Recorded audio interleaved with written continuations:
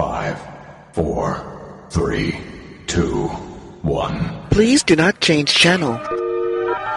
From Krypton Radio, brought to you by Famous Faces and Funnies and Off the Chain with Yvonne Mason, it's the Hanging with Web Show Radio Hour, the Internet's premier pop culture talk radio show. You're tuned in, you're logged on, and now your hosts, G.W. Pomichter and Christian Basel. Who you hanging with? Hello, Krypton Radio. That's right, you're listening to the Hanging with Web Show's Radio Hour. Welcome. I'm G.W. Pomichter. I'm Christian Basel. Welcome back, and for everybody who's just joining us, welcome to the show on wherever you're listening to on the media platform, on Krypton Radio, iHeartRadio, iTunes. Thank you for joining us again. That's right. Thank you for coming back. Tonight we are going to look at a kind of a cool topic. It's a crossover that most people can see coming a mile away, especially nowadays. But we're going to look at the impact that comics and comic culture has had on popular culture. To do that, we've got some amazing guests that are going to be with us tonight. We have got the one and only Terance Baker, who y'all remember is a Hangin' with Web Show alumnus himself. Thank you. And we have Barry Potter. It's Benny Potter. Benny. Yes. Okay. That is, I will blame the not staff. Harry Potter like that. No, I will. I thought that was kind of odd. I will blame the staff. Okay. Because the last time I checked, Benny was spelled B-E-N-N-Y, not B-A-R-R-Y. So it's really far off, but if you had called me Barry Allen, I would have been less offended. Yeah. Fine. See? No, she can't even get that right. You see what she does? Anyway, we are online with Benny Potter from Comicstorian, which is a great YouTube show that we got the chance to check out. And it has become our new homework here at the Hangin' with Web Show. So whenever we want to know stuff, we go there. Can I add to this a little bit? Oh, God, yeah, please. I want to add a thank you to Benny, because I actually found him on YouTube and Comicstorian. And I've been kind of one that's just had, I wouldn't say a hard time trying to get into comics. I've read a couple. But to see Benny and what he does has broadened my horizons and opened my world to comics more than ever. I mean, I've seen a lot of stuff in my time, but I mean, Benny, you guys really do a wonderful job. You do. You really brought me like I back said, into the comic world. You guys have become our new homework here, Benny. So, well, thank you for that. I mean, that was the original intention of it. I never thought it'd get to the size that it's gotten to, but the whole idea was, because when we originally started, I always had problems keeping it with my comic book friends, and so I was like, well, I'll just give everyone like the Cliff Notes version. Problem solved. Yeah, well, no, what we love is, especially today, and the topic we're going to dive into here in the hour is the impact that comics and comic stories and comic culture has had on popular culture today. So everybody's wandering around, whether it be from television or streaming or movies, with half of a story. And whenever we want to know, well, gee, where's the other half of the story, and where did it come from, and what comic or what issue or where can I find that? It's guys like Benny who are providing the insights and backstory that we need to have a more well-rounded piece of the story. And of course, Terance is an independent comic creator himself, so he's got a very unique perspective on what's happened in comic culture over the past decade and a decade and a half, really now.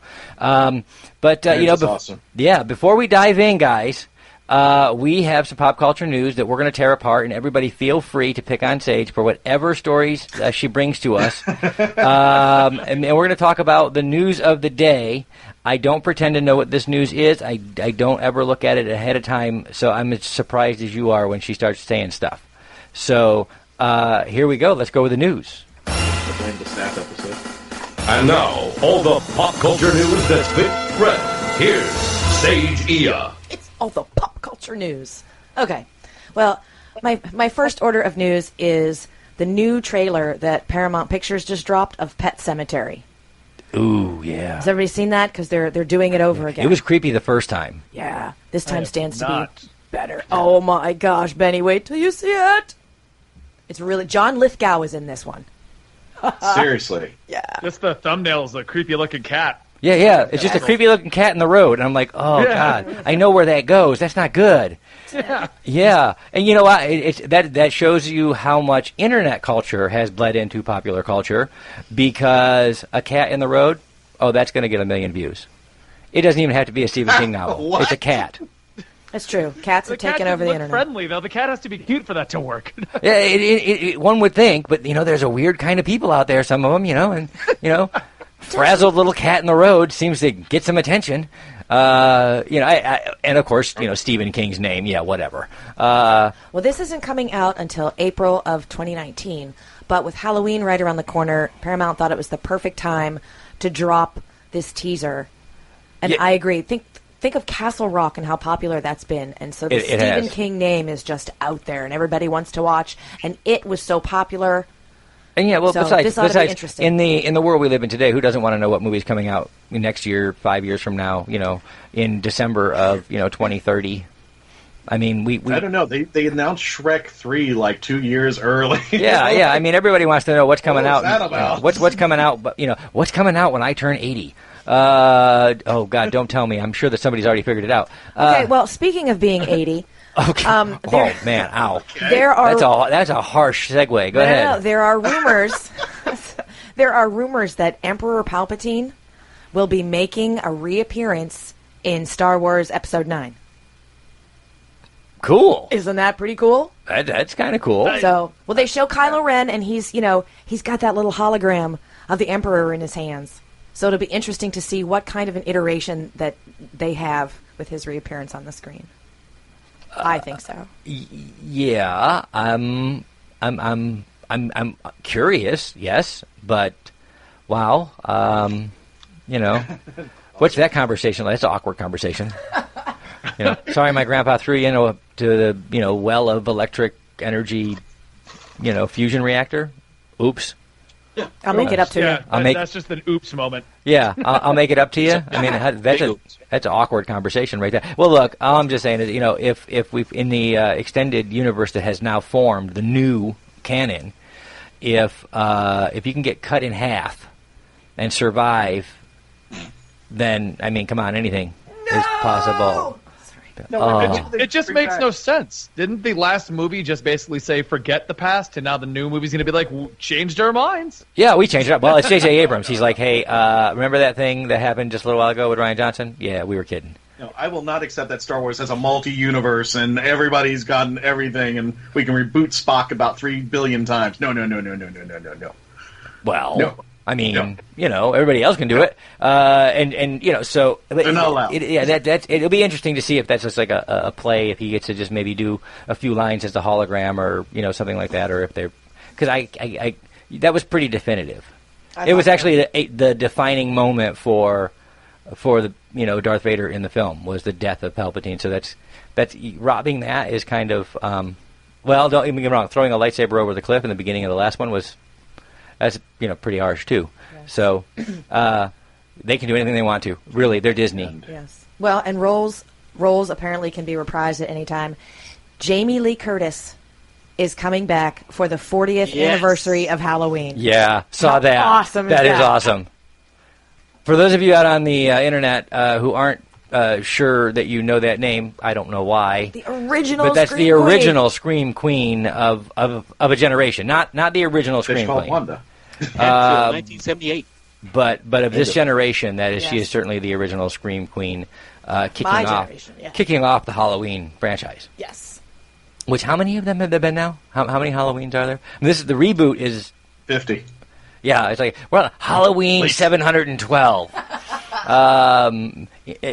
But it's been a hugely popular franchise, and she was a huge part of making it popular as a standalone film back in the day. So rebooting with Jamie Lee Curtis is going to be fantastic and exciting, and cool. I'm good with that. I'm good with that too. Did anybody see that video? It was a spoof, and I actually think Universal put it out as a joke. It was like Jaws 19, and they actually went through each Jaws movie, Jaws 4, Jaws 5, Jaws 6, Jaws falls in love, Jaws 7, now he's in a Russian submarine and stuff like that. I'm thinking that's what they're going to do with Yeah. Well, the thing is, Halloween in space. For as much as fans love to complain about, over and over and over, too many sequels and too many reboots and too many, they're buying tickets in the billions of dollars range. So they must be doing something right. So Halloween gets a reboot at Halloween, which is always appropriate. So let's take a look. And again, Jamie Lee Curtis, that's it. I'm sold. Done. Take my money. Where do I sign up? Well, speaking of taking your money, yeah. Have you seen the new Aquaman trailer? I have. That just dropped. That costume is so accurate. It's like 4 minutes long, too. Oh, is this the really super long one? Yes. Oh, yeah. It basically showcases an entire fight sequence, Black Manta, the new costume, everything good. Wow. Yeah, you know what? This is going to be good. It's going to be, and it's there was a lot of skepticism, I think, in changing Aquaman's overall look to suit Jason Momoa, who, really brought a good character to life. He did a great job. But there was a lot of concern over changing the look of Aquaman, changing the general dynamic there. From more Florida surfer to, Jason Momoa. He's got his own look. Florida surfer to Hawaiian surfer. Yeah, right? well, I mean, Jason Momoa is just Jason Momoa. There's no look that goes with that. It's Jason Momoa. It's Khal Drogo. What are you going to do? That is my kind of Aquaman. Yeah, everybody. Yeah. Yeah, I love it. Oh, see? Just see? saying. Yeah. Sage for the eye candy. Yeah. Well, but he brought it. If the teaser's any indication. Not denying that. If there's any indication, eye candy for the ladies, but for comic fans, he's bringing a hell of a performance. I think so. Well, that was all of my news. I so now agree we're gonna 100% segue. because when he first got the role, I had my doubts. I was skeptical like everybody else, but I think he's really doing a very good job. Yeah, man. I mean, if you bring a performance like that and you bring a character to life like that, and with all of his complex emotions, and this is a great character to share with moviegoers everywhere, and Jason Momoa has really brought it to life. He brought it to life in Justice League in a very small sense because we didn't get to see as much of that character, I think, development. But in his own movie, if the teaser's any indication, we are in for one hell of a good ride. Yes. And, now Disney's owned it, so there'll be a ride next year. That's it. They can ride the wave. Oh, did you really? You did that? I did. Wow. Okay. That's it. My news is done. Your news is done? Yes. What? That's not all the news happening in the world, is there? Unless you want to talk about Barbie dolls. We can talk about Barbie dolls real quick because that was just a fun quip. Yes. For those of you who are listening to this, make sure you tune in to Krypton Radio on Saturday also because the Legend of the Traveling TARDIS, hosted by our very own Christian Basel, will be debuting its second episode on Saturday morning.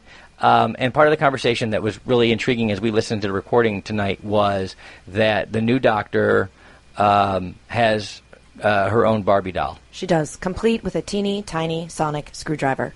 Because you need one of those. Yes. With a Barbie dream house that's bigger on the inside. So. No doubt. The episode only aired 6 days ago, 4 days ago, and we're already merchandising. That's good job, guys. Yes. Oh, that was in the plans. Way to go.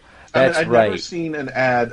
I meant if you go on YouTube, I meant every time I was going to Comicstorian or any of the my favorite channels out there, I was getting the commercials for Jodie Whittaker, and I've never seen that before from any of the previous Doctors where they've kind of gone into the social media. Yeah, well, I just want to say, hard as I do. I just want to say, popular culture, ladies and gentlemen, taking money from parents since 1977. Thank you, George Lucas.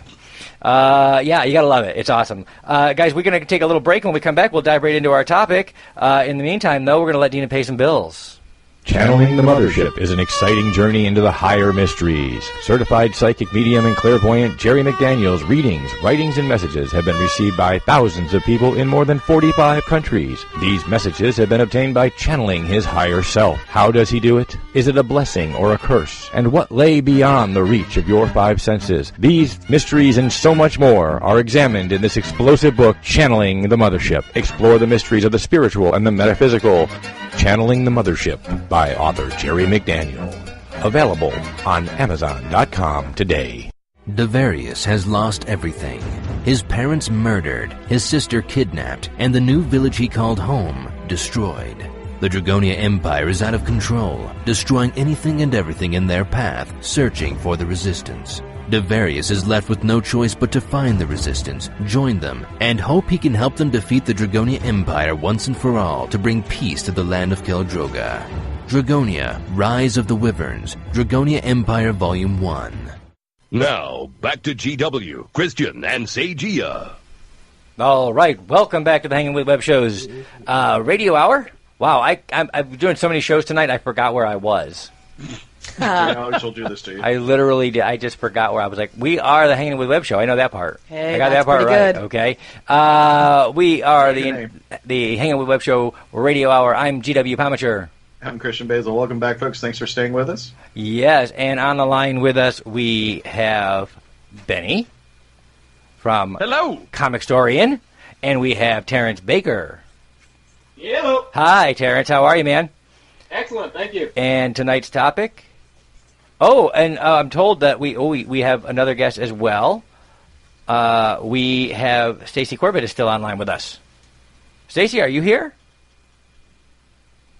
I'm not hearing anything, guys. I don't hear anything either, Christian. You wrote the name down. I got the message, but I didn't hear anything. Well, she's here. If she wants to come on, maybe she's muted or having some technical issues. But okay.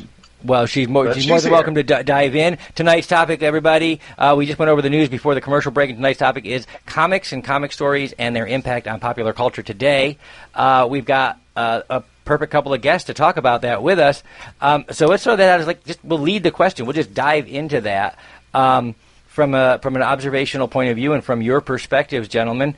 From Comicstorian, for Benny, you have been sharing the Cliff Notes versions of comics with folks on the web now for a while. What has it been like for you to see those notes and those stories weave their way into popular culture through movies and film and Netflix and television and everywhere else? Have you seen an increase in interest in the stories themselves, in the actual comic stories? Overall, yeah, definitely. When I first started doing this, it was like 5 or 6 years ago, and the largest comic book centric channel was only around 200,000 subscribers at the time, and comic books had their little niche audience, and no one really followed them. It was when Avengers hit that I saw the big boom, and I attribute things like Big Bang Theory and like Iron Man to I guess getting people used to the idea of pop culture and like comic books and superheroes and things like that. And then it was when Avengers hit that everyone just finally accepted it, and it's just taken off since then. I kept assuming every year, well, this is it. The bubble's going to burst. Everyone's going to be tired of superheroes, and I've been proven wrong every single year. Yeah, it is. It's amazing to me to have seen the growth from everybody was excited for Iron Man. And as you said, Big Bang Theory and television kind of led into it a little bit. They kind of led into, hey, this is getting cool. It's right. Geek is chic. Do you guys think there will be a saturation point? Do you think there will be enough of this? This is just getting too much. Well, I got to tell you, I mean, really think about that. Is there such a thing as too much King Arthur? Is there such a thing as too much Robin Hood? Because those were popular icons, of old literature, and today they're just as popular. In fact, there's a new Robin Hood coming out. Yeah, I know what you're saying, but I mean, they don't have Robin Hood and then a series on Little John and a series on Friar Tuck right behind them. They're kind of broken it up, and then you have a movie, and then you have that Kevin Costner piece of whatever that came out afterwards, and then I mean, it comes back in series. It comes back in waves, but the wave for DC and Marvel, or at least for Marvel's sake, it has been cresting. It has not even hit. I don't think it has, because I think the reality is, and I'll throw this over to our experts here, but I think the reality is that good storytelling is good storytelling. And whether you dress somebody in tights or whether they are in period armor, a good story is a good story, and people love a good yarn. But I'll throw it over. What do you guys do? Terance, you're in the comic business yourself, so what do you think? Well, I'm just listening to all of the fantastic answers. And before I answer, run the question by me one more time. I want to make sure I understand. Is there Is there a saturation point? Is there a point at which we're just going to be superheroed out? You know, it's a fantastic question because in my own group, ICC, that very topic came up last week. And I also presented that question in another group. I said, what would you guys like to see more of with comics? And one person, the very last comment, actually said, less superheroes. Now, obviously, he didn't answer the question fully. He didn't say, like, well, what else would you like to see? He just told me less superheroes. But most of the other guys said they like to see more original stories, more original characters. You know, the same old scenario what we always get. I don't think it's ever going to be oversaturated. There's always going to be a market for that, always, because from age 5 on up, I started reading comics, and I'm still reading them today. I'm 51 today. I love comics, so it's never died out in that many decades. I don't think it ever will. Now, maybe the format will change, you know, whether people start getting more digital, but I'm the old school guy. I like getting them, you know, print on demand, so I like to read a comic in my hand. And there's a huge population that has that same thing in common with me. But as far as oversaturation, I don't see it happening because look at all the movies we have now. I mean, Marvel's going over 10 years, for goodness sake. You know, DC's trying to catch up. I honestly think, my opinion, I think that there's going to be a market coming from the independent creator, the independent filmmaker. I think they're going to get a bigger market in the future. That's what I truly think. But as far as oversaturation, nah. Benny, what do you think? Benny, what do you think? Yep. What was that? Benny, is there a point at which we could be oversaturated? Is there going to come a point where somebody just says, look, enough capes, enough tights, enough superheroes, you know, are they going to get tired of these stories? I see. This is where I think Marvel has done the intelligent move with it, and because if you look at the Marvel movies, they don't necessarily make superhero movies. They make a movie that happens to have a superhero plotting around it. You know, like Ant-Man was a great heist movie that happened to have Ant-Man in it. Avengers was a great team-up movie that was about the Avengers. And I feel like because of that kind of a thing, that's why superhero movies are doing so well now compared to, like, the original Batman Forevers and the original Nick Fury movie that never even went to the theaters, or even the original Blade movies that did okay but never hit to this level of popularity. Yeah, I mean, it comes down to telling a good story. If you tell a good story, whether you have a superhero in it or whether, you know, I mean, look, we're looking the Unbreakable series, which comes from an original comic. It is the anti-hero, you know, no tights, no cape, no flying. There are some superpowers.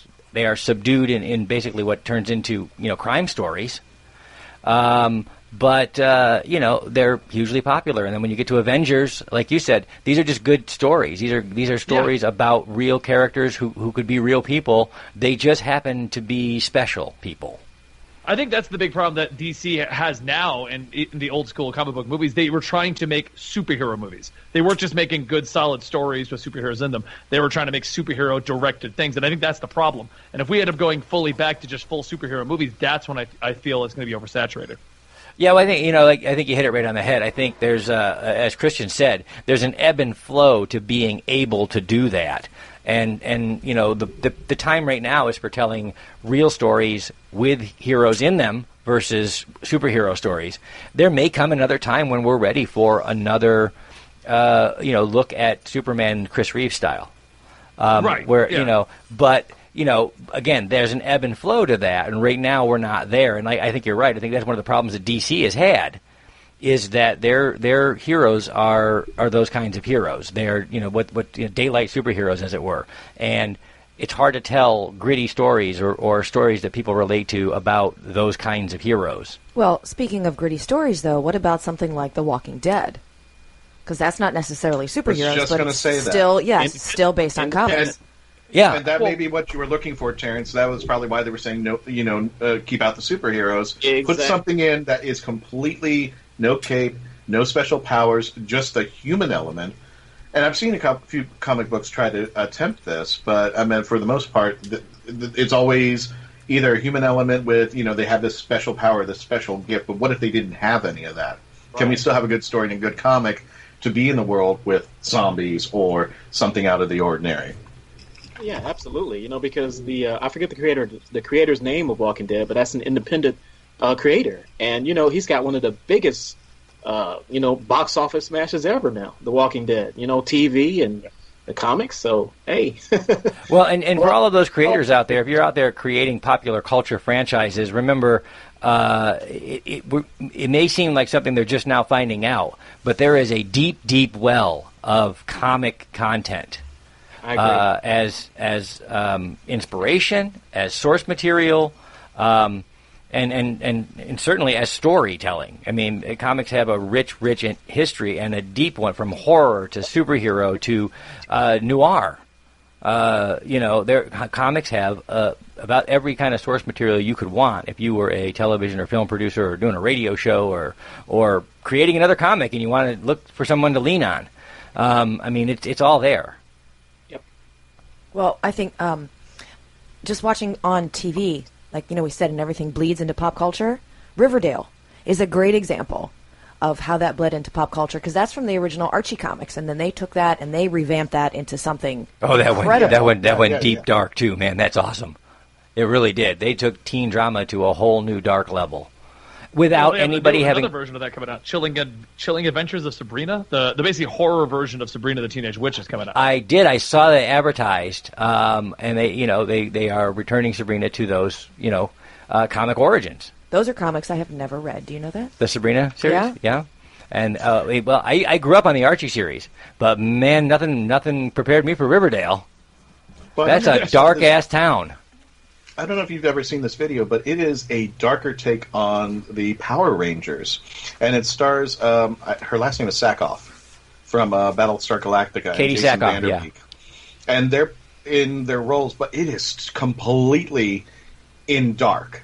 Apparently, a couple of the Rangers have ended up being dead, and apparently there's this thing that's trying to kill off the Rangers, and they've taken it to a deeper, darker level, maybe exploring into something that they would never have even dreamed of.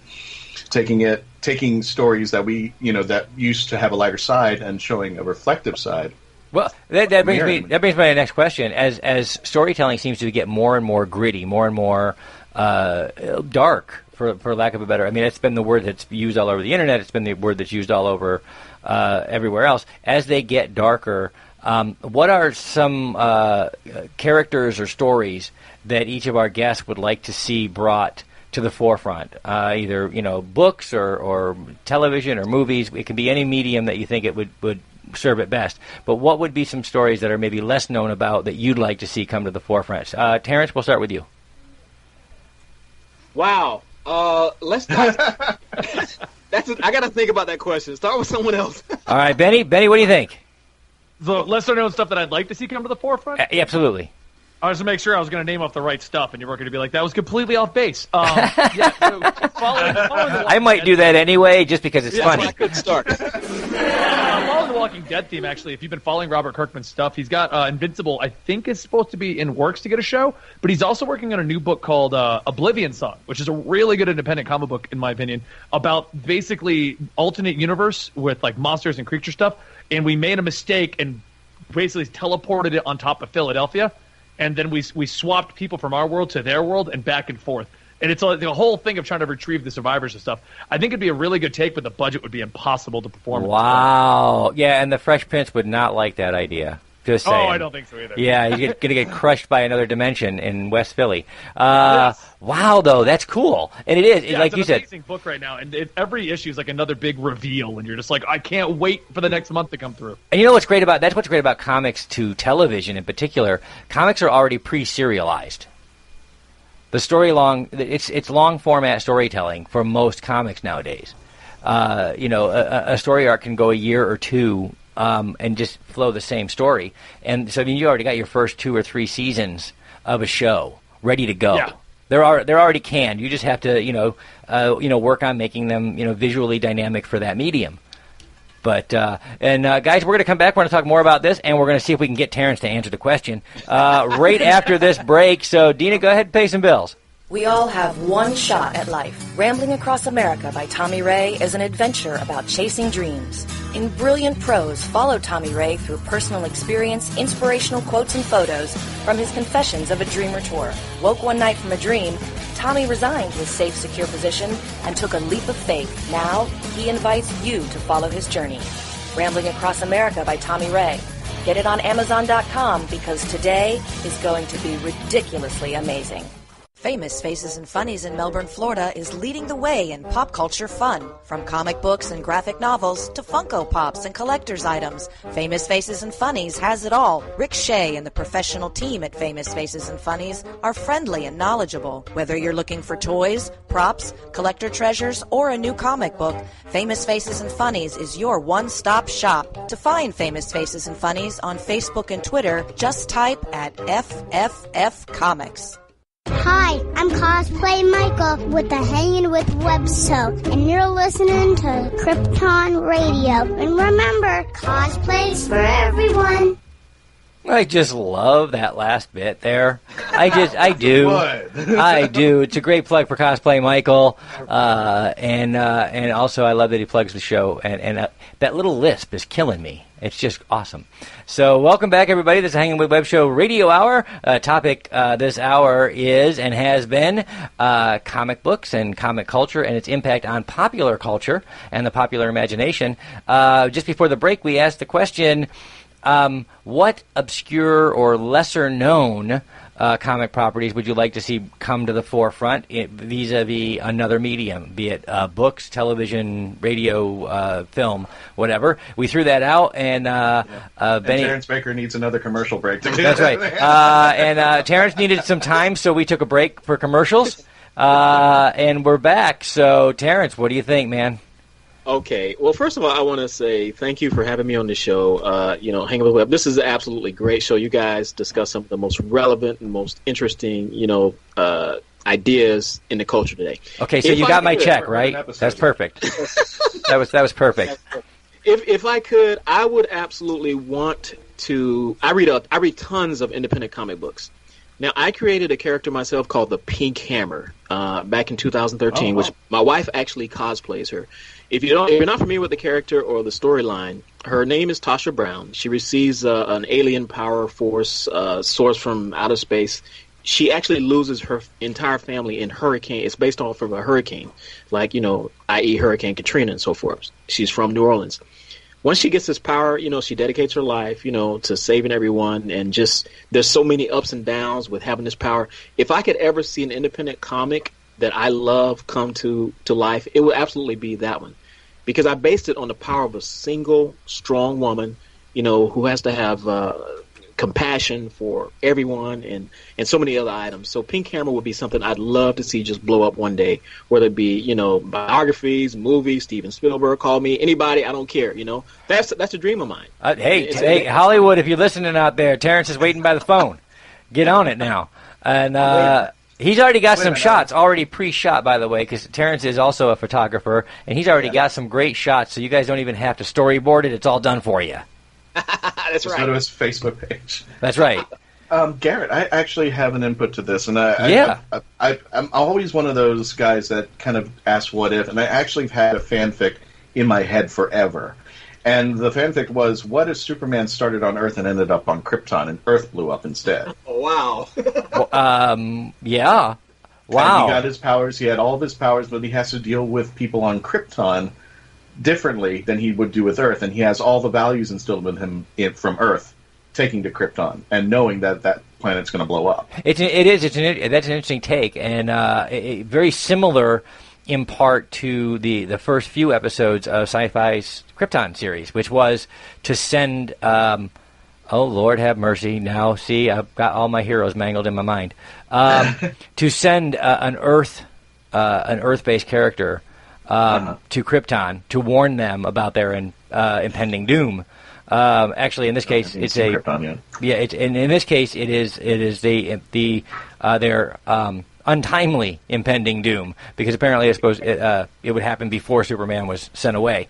Didn't Adam Strange just do that? There you go. Thank you, Adam Strange. And I can't even use profanity on the air, so you got away with that. Nicely done. Thank you. But yeah. It's an interesting concept, and they did a pretty good job with it. It was a lot more science fiction-y, and it was a really slow starter for me. But I think primarily because Benny can kind of chime in here. I think one of the reasons that it was a slow starter for me was because I was already familiar with the Superman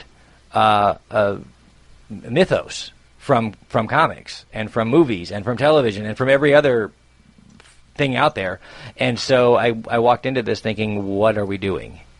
We're going to tell a story. We all know the ending to this story, guys. Boom. Right. That's actually why I actually received a lot of stuff from DC on that one early, and it looked interesting because of that. But until I saw a lot of stuff on the Krypton show, I wasn't interested in it for that exact reason. I was like, I know the story. What are you telling me? Exactly. That's what I kind of felt. It was a slow starter, but it did deal with, as Christian suggested, it dealt with the concept of what happens if someone from Earth goes to Krypton with warnings. And obviously Adam Strange doesn't have the superpowers other than he can seem to get to Krypton, which is pretty cool. But I actually had the same issues with Venom. When I went to go see the original movie Venom, I saw it with my wife, and I'm a huge fan of Venom, so I know his entire history. So I came out of the movie questioning everything about it, and my wife was debunking all of it because she didn't know anything about Venom. And she's like, no, the answer to that question. No, that one makes sense. No, you don't know what you're talking about over here. And I was like, oh. It is. I think sometimes if you're a comic fan, it is. If you're a comic fan, sometimes it is beneficial to see popular culture variations or adaptations of your favorite things with someone who's not familiar with the source material. She pointed out enough that once I thought about it, I'm like, I actually like the Venom movie now. Yeah, see? I've heard great things about the Venom movie. Just as a movie itself, as a film, it's supposed to be a really good action movie. But at the same time, like you said, you go into a film property knowing the story and knowing the characters intimately. The longer you've read comic books or graphic novels, you know these characters intimately, and then you walk into the theater and you automatically have kind of a preset bias. And again, with the exception of Marvel, right from the get-go, I don't know how they managed, but right from day one with Iron Man, Marvel seemed to jump ahead of that right from the get-go and not insult anyone. They managed to, just deliver a hugely successful property. But everyone else that's ever tried it has had difficulties in bringing these characters to the big and small screen in a way that not only will they get new fans, but they will also bring all of us older fans with them. And that's how I look at a lot of the properties that have come out in that exact way. Like, I want to critique the heck out of them and be like, why didn't you do this obscure storyline for the 1970s? But once I started, for the most part, Venom was one of my more recent ones where I kind of fell into that trap. But when I started just looking at them as, exactly as you said, the new versions of these properties, and I can enjoy it for what I wish it was, but at the same time I can enjoy it for what they've made. Absolutely. I can enjoy that. Absolutely. Yeah. And if y'all are feeling really, really nostalgic for those the good young days when we were all tiny little tykes with our comic books under our arms, go back and look at the movies that they were making based on our characters back then. Anybody ever seen the original Doctor Strange? Yes, the TV series. You mean the TV show? Oh my Lord, have mercy. The guy looked like Robert Reed. I can't remember his name. But yeah, it was. You know what? And God bless him for trying. I give him points for giving it a shot. No, the Captain America. That one too. Yes. And Spider-Man. And the original Spider-Man series. I remember that one too. And I want a Wonder Twins adaptation. Can somebody make me the Wonder Twins? They're bringing them back to comics finally. They just announced them. They're coming back. Did they? So awesome! Oh, wow. Michael Bendis is writing a new young adult line where he's going to do Young Justice, bring back old Superboy and stuff like that, but Wonder Twins is on that list. Wow. Yes. Wow. Hey, look, they had their roots in when we were all kids and in the old Super Friends, and then they spun off and they did great things in comics for a little while. And I've always wanted to become a bucket of water. Yeah, really. They had the. Yeah, I mean, you really have to be a 7-year-old to buy into some of their superpowers. Form of an eagle. Yeah, she's always a critter, and he's always water. He's always water, a bucket of water, a puddle on the ground. Did I miss a rule here with your powers that you have to be the water? No, we were always trying to figure that out too. Trust me. Yeah, I'm just like, what is up with this? Yeah, but they had. How about next time you're both the cheetah and you kill the enemy? That would be kind of cool. You know what? You gotta give them points though. We've done multiple shows on the evolution of diversity in film and television and pop culture. That was our very first show, as a matter of fact. And then right after that, we talked about the rise of women in these properties But we got to give him credit. You got to go back to 1980 and say, hey, she was an animal that could like kick the hell out of you every time, and he was a bucket of water. I mean, so we've been bringing it for a long time. Do you ever think she wanted to transform into Gleek, the monkey that went with him? Thank you for explaining who Gleek was, because I'm like, oh God, that's really obscure. I don't know who that is. Wow, yeah. You stumped the Comicstorian. Did you see what you did there? I love the Wonder Twins. Besides being a monkey? Yeah, it was a little monkey that used to hang out with them. Monkey. Yes. It was Marvin, Wendy, and Gleek, and That's then right. I know Space Ghost had a monkey too. So I don't know. Wait. Space Ghost had a monkey? I didn't know that. No, it was Zan and Jana. Yeah. But they had a monkey? They did. I didn't know that. I so do not remember the monkey. You're wow. not a superhero He was unless you have blue. a bad monkey. Wow. Okay. All right. So I will take that. Wow. I'm going to take a minute to get my head around what all these monkeys, space monkeys. It's not. I didn't know it was a thing. Apparently, water, space monkeys and water. Yeah, I mean, think about it. He had he had a yellow cape, the blue yellow costume, and he was like the shortest one there. Yeah. Okay, now I got it. I can see it in my head. Thank you, Terance. Now I can see nothing else but that in my head. Thanks. All right, Terance, we need you to cosplay that. That's all I'm saying the next time. Okay. Actually, I will be the bucket of water.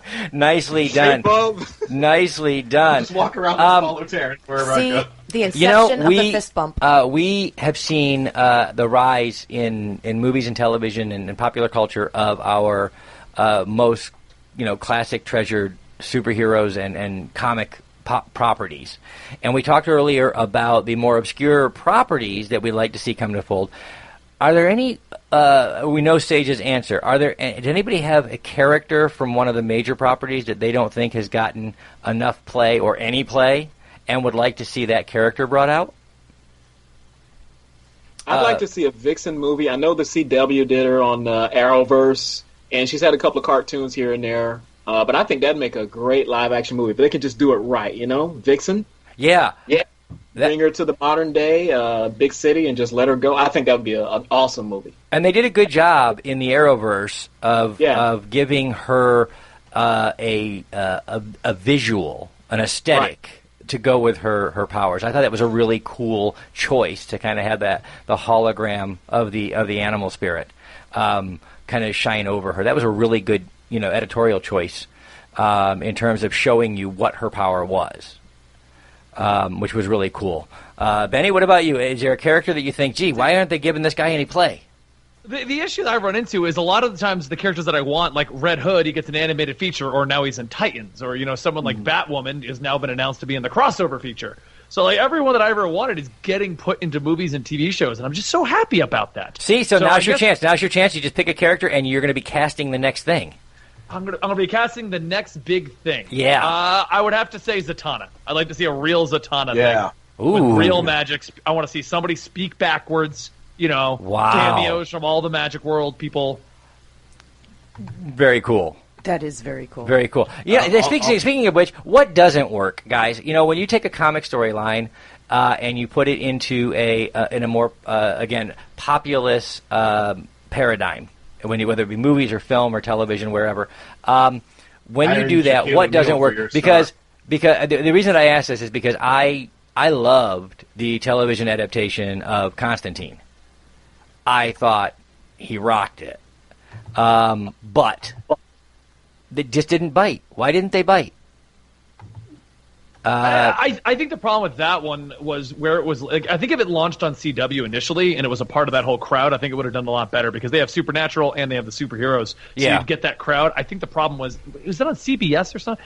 It was just like where Supergirl first started. It just wasn't the audience, and you're not going to make that the audience. That's which was great. Supergirl did a great homage when they did the crossover episode that first season where they stood there and CBS got to make fun of the WB and say you all look like one of the non-threatening multicultural casts of a WB show.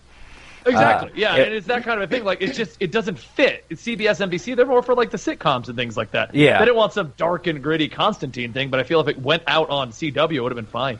Yeah, all right, guys. It was NBC. Well, our universe that we live in here in comic culture and science fiction and fantasy culture has collided and become popular culture. When we get back, we're going to talk to our guests about what that means to have gone from very lonely small rooms with just a few close friends to these massive rooms with 10 million people that seem to like the same thing as you do nowadays. So in the meantime, we're going to take a little bit break, and we come back, we'll dive into that.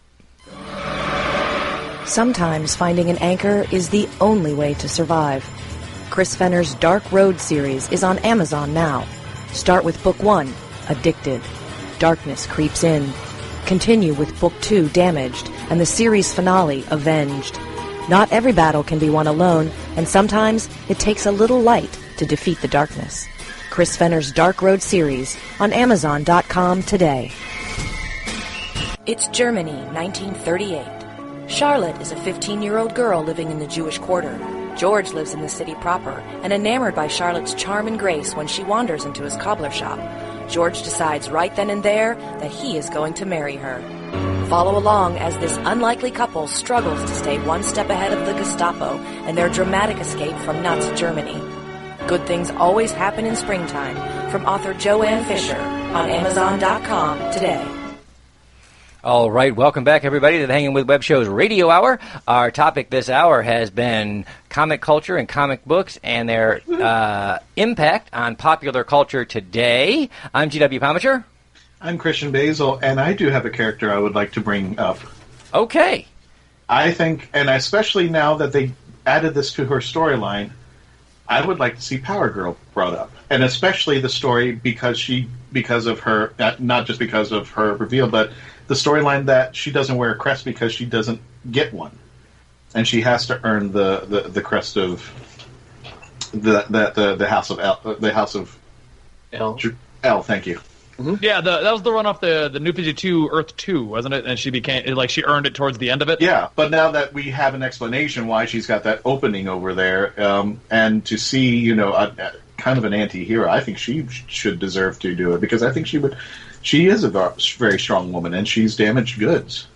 And you know what? They always make for, when you have a damaged character like that, it always makes for some of the best character development and character growth to see. And visually, in a popular culture format, that would be an amazing thing to see. On the air with us tonight has been Terance Baker, independent creator at the Independent Creators Connection and comic book producer, and Benny Potter from Comicstorian.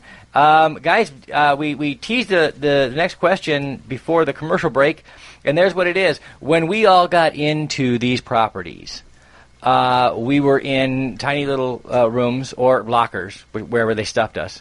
And we were kids, and we grew up in an era when it wasn't popular culture. Today, comic culture is popular culture. What's it like for each of you to go to an Avengers movie and see that instead of just you and a couple of really tight friends, it's sold out? What has it been like to see what you love become popular and popular culture?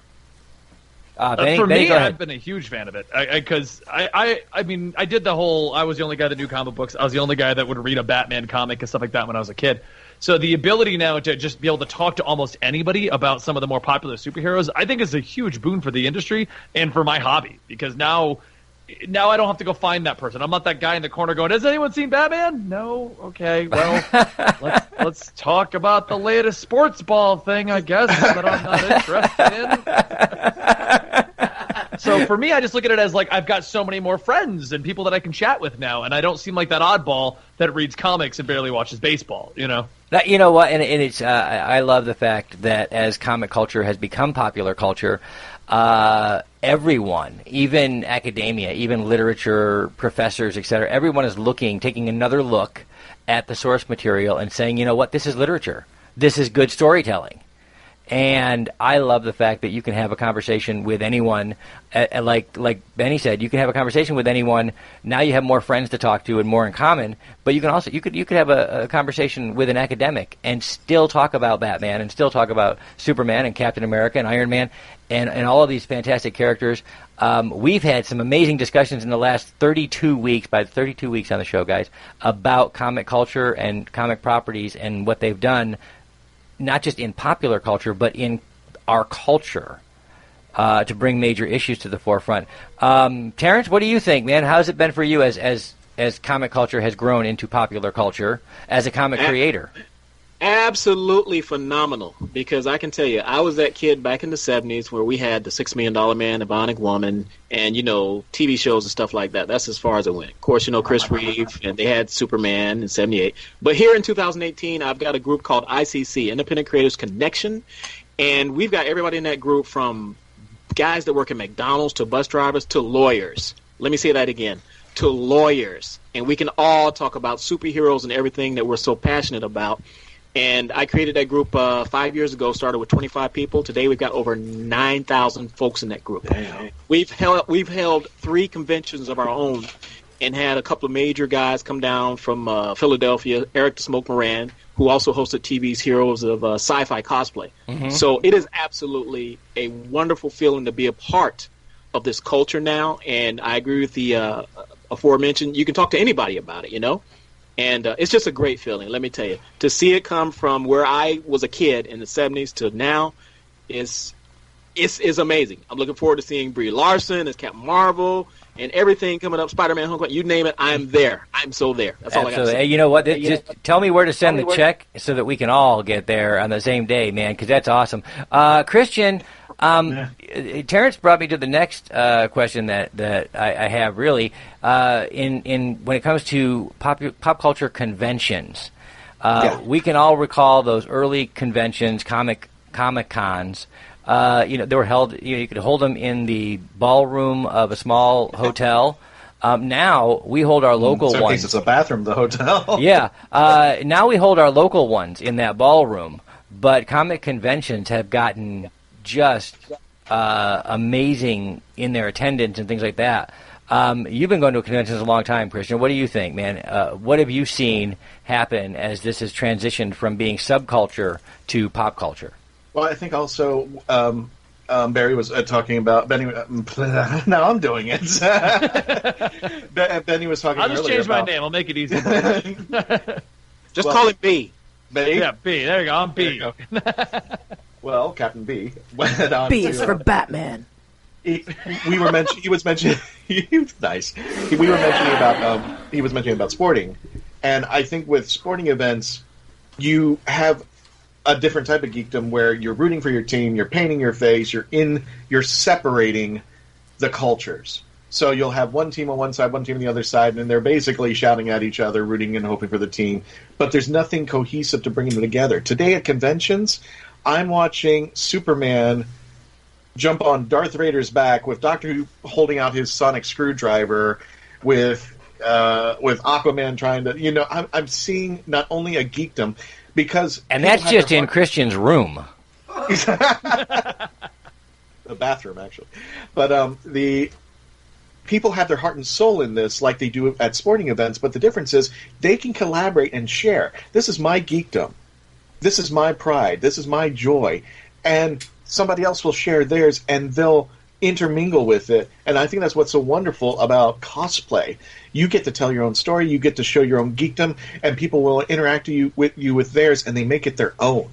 And that's something special that I think this community is what makes it so wonderful, because it is, as Jodie Whittaker says, it's all inclusive. Absolutely. Everybody has a stake in it, and nobody is shunned out for whatever reason. And I've only got to say this as well for Brie Larson, Captain Marvel, because this is my geekdom.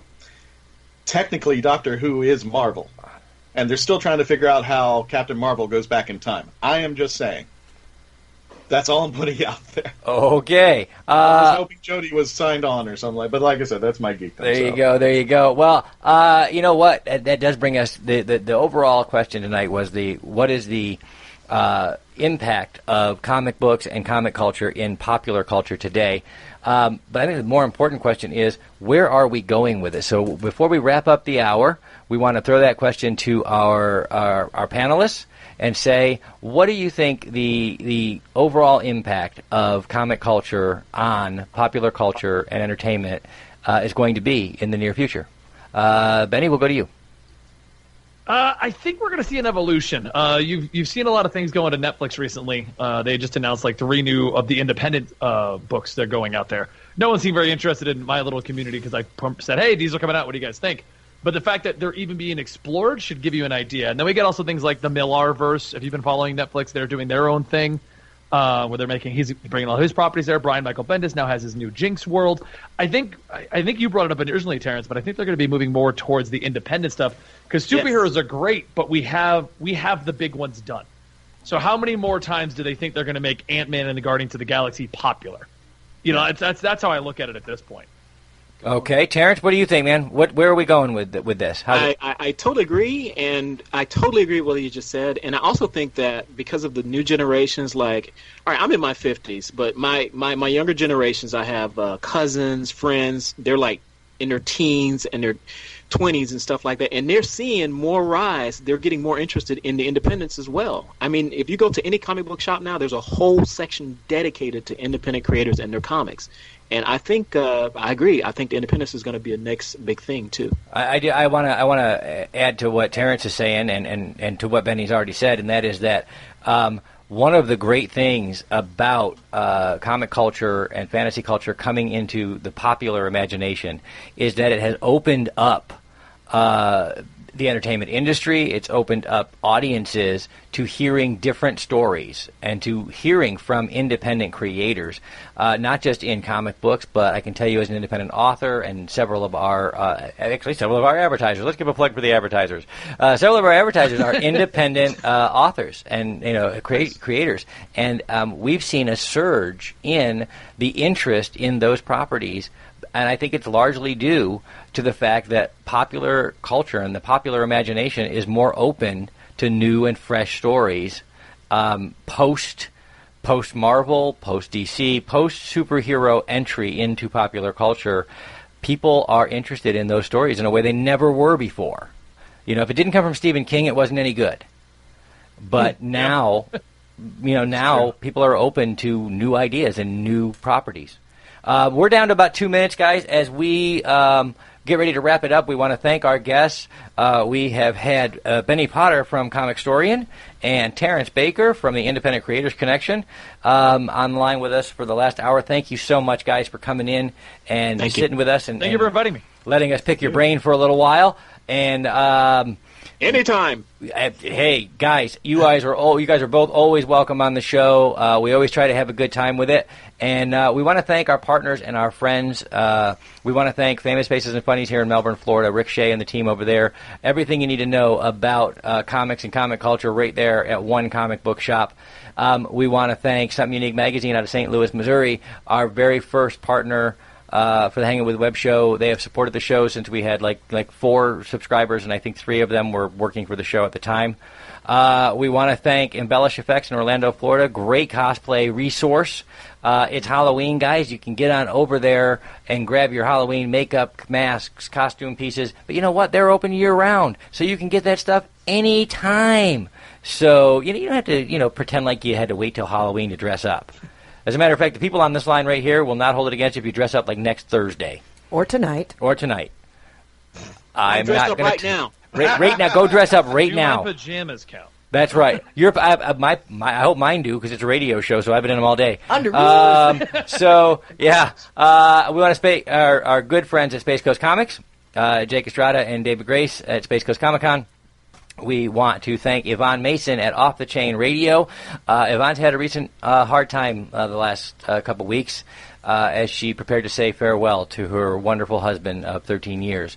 And our thoughts and prayers are with Yvonne over at Off the Chain Radio on Blog Talk Radio, and she has been there for us, and we wanted to know that we're there for her. We want to thank all of our featured authors, artists, and creators who support the show every single week, every single month. We want to remind you all, you can catch the Hangin with Web show daily, the Hangin with Web show interview series daily between 9 a.m. and 10 a.m., Monday through Friday on YouTube. You can also just link on over there from your Facebook page if you go to Hangin with Web show. You can catch this show, the Hangin with Web show radio hour, every week, Thursday night, 7 p.m. on Krypton Radio, and then after that on Spreaker or iTunes or iHeartRadio or any one of the 150,000 places that are on the internet that pick the show up, which we are very grateful for. You can also catch the Hangin' with Web Show Indie Music Spotlight every Wednesday night at between 6 and 7 p.m., where we highlight our indie musicians live on the air and play their music, which is the cool thing, because we get to actually play their actual art. So those are the places you can find us. And don't forget, that's right, don't forget, you can catch now on Saturday mornings on Krypton Radio, you can catch The Legend of the Traveling TARDIS with our very own Christian Basel and get caught up on everything you can possibly imagine from the Hooniverse and far, far beyond. Guys, thank you so much for hanging with us. Christian, man, it's the end of another day. What do you think? And it just keeps getting better every time, just like comics. Every time, that's right. Everybody, guys, thanks for logging on. Thanks for tuning in. Be sure that you're logged on next week, that you're tuned in tomorrow, because you got to see who we're hanging with next.